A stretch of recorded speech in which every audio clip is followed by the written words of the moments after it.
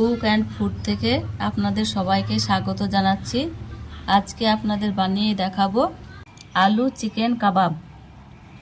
খুব সহজেই তৈরি করা যায়, সহজভাবে কিভাবে করা যায় সেটাই করে দেখাবো আপনাদের। চলুন দেখে নিই কিভাবে করা যায়। আজকে বানাবো চিকেন কাবাব। 2 পিস মাংস নিয়েছি, সেদ্ধ করে নেব। মাংসটা দিয়ে দেব, 5 মিনিট সেদ্ধ করে নেব। গোলমরিচের গুঁড়ো দিয়ে দেব। চিকেন সেদ্ধ হয়ে গেছে, নামিয়ে নেব।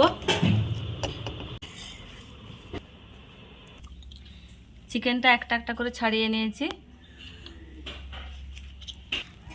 আগে থেকে আলু সেদ্ধ করে ম্যাশ করে রেখে দিয়েছি। এর উপর চিকেনগুলো দিয়ে দেব।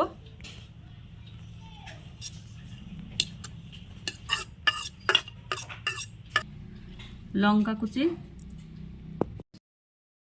পেঁয়াজ বেরেস্তা করে রেখেছিলাম সেটা দিয়ে দিলাম। ধনে পাতা কুচি, স্বাদ মতো লবণ,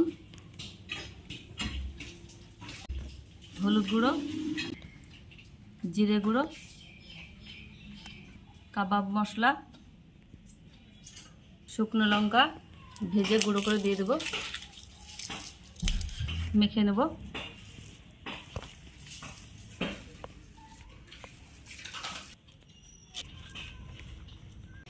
এইভাবে সব গোল গোল করে নেব।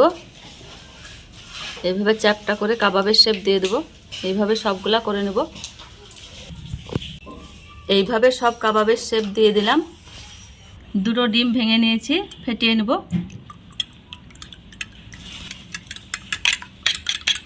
গ্যাসে ফ্রাই প্যান চাপিয়ে দিয়েছি, তেল দিয়ে দেব।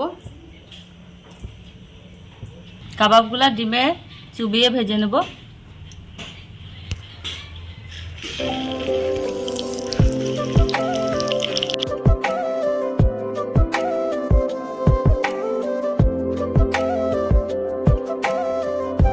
কাবাবগুলা উল্টিয়ে নেব।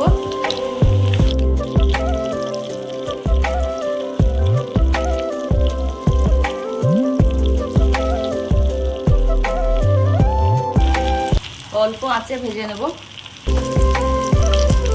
কাবাবগুলা ভাজা হয়ে গেছে, তুলে নেব।